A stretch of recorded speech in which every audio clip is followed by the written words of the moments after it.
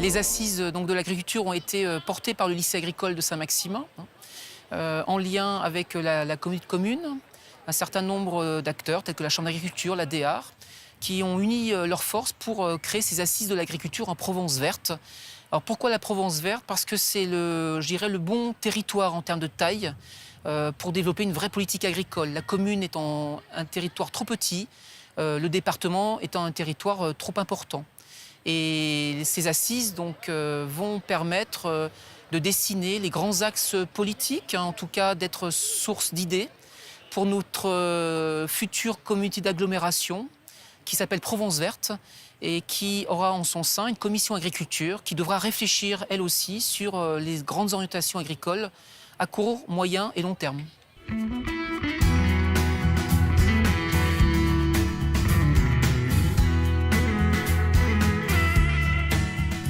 Dans ce lycée, un lycée d'excellence, c'est toujours plein de projets.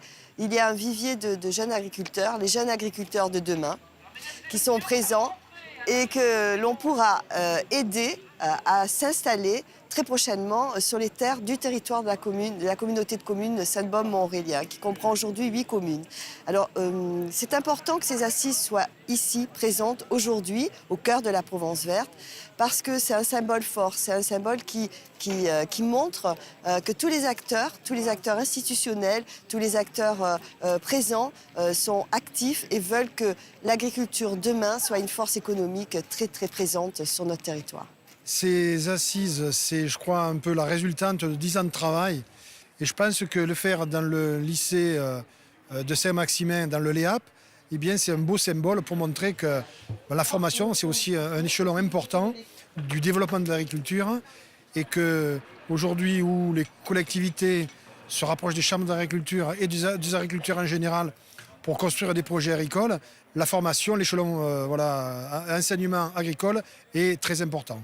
Alors bonjour à toutes et à tous, bienvenue en Provence verte, puisque c'est comme ça qu'il faut le dire, puis c'est le nom de ces assises en Provence verte, ces assises de l'agriculture. Alors vraiment, merci à tous d'être présents. C'est un grand plaisir, une grande fierté quand on a travaillé à fédérer, de voir que les gens répondent oui à l'appel de l'invitation. Mesdames, Mesdemoiselles, Messieurs, bonjour et bienvenue donc au lycée d'enseignement agricole de la Provence verte, un lieu qui n'a pas été choisi par hasard puisque nous sommes réunis pour les premières assises de l'agriculture en Provence verte et ce, à quelques centaines de mètres de la future zone agricole protégée de Saint-Maximin. C'est quand même une région qui, pendant le dernier siècle, a été toujours dans le rouge pour l'augmentation de la population, avec 5 à 6% par an. Tous les spécialistes ont bien sûr constaté l'augmentation considérable des rendements depuis la dernière guerre, en 1950. Le déchet vert, il va falloir absolument qu'on s'en préoccupe et qu'on monte au moins une étude de marché, parce qu'on me dit que les paysans n'en veulent pas, mais en fait, si. Et ils n'en trouvent pas en plus. La matinée a fait l'objet de multiples discussions, fort intéressantes, notamment sur le projet territorial de l'alimentation, donc sur ce territoire de la Provence verte. C'était fort intéressant parce que ces projets-là sont maintenant inscrits dans la loi d'avenir de l'agriculture, et que donc nous nous inscrivons bien sûr dans toute cette dynamique avec une ferme volonté d'une part des élus, mais en plus de toutes les personnes dirigeantes d'associations et autres intéressés par ce sujet pour travailler autour de cette alimentation territoriale. Alors en fait, du coup, moi, mon apport en fait, aujourd'hui, c'était d'arriver avec des exemples extérieurs. Et en analysant ces exemples, on retrouve des ingrédients qui sont essentiels à la mise en œuvre d'une politique alimentaire à l'échelle d'un territoire, qui sont au moins au nombre de 3, en fait, qu'on retrouve donc ici, qui sont d'agir d'abord sur le foncier. Le deuxième grand champ, en fait, c'est le champ de la restauration ou de l'alimentation. Donc, à quoi bon produire local si on ne retrouve pas ces produits-là dans les assiettes? Et du coup, ça concerne la restauration scolaire, par exemple, la restauration universitaire. Et toutes ces restaurations-là, en fait, elles sont gérées par des collectivités territoriales. Et le troisième grand sujet, en fait, qui est relié à ça, c'est le sujet de la gouvernance alimentaire. C'est-à-dire comment on se met autour de la table tous les acteurs de la chaîne alimentaire, c'est-à-dire de la production à la consommation, mais aussi tous les acteurs de ce que j'appelle de la régulation alimentaire, c'est-à-dire ceux qui font de la prospective, de la création de références, de connaissances, de l'accompagnement des acteurs. Tous ces gens-là aussi ont un rôle essentiel à jouer. Et donc là, on le voit en Provence Verte, on a à la fois un travail avec des gens qui arrivent en parlant du SCOT, du schéma de cohérence territoriale, donc des questions plutôt foncières, un schéma foncier donc porté a priori par la SAFER, la Chambre d'agriculture. On a des questions autour de la restauration collective avec des groupements, circuits courts comme des AMAP ou des points de vente collectifs comme le projet qu'il y a ici sur le lycée, en fait, de créer un point de vente collectif. Et puis on a des questions de gouvernance, c'est-à-dire comment mettre autour de la table.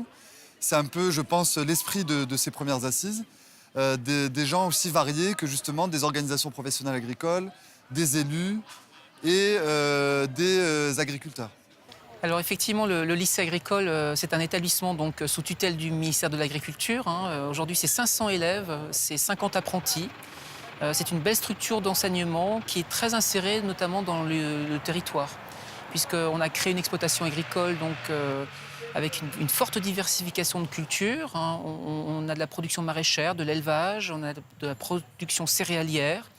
On produit des poulets et c'est vrai que cette exploitation agricole aujourd'hui, qui est certifiée bio, permet aux jeunes de pouvoir s'investir sur le champ pratique et de pouvoir être accompagnés notamment sur des projets d'installation agricole.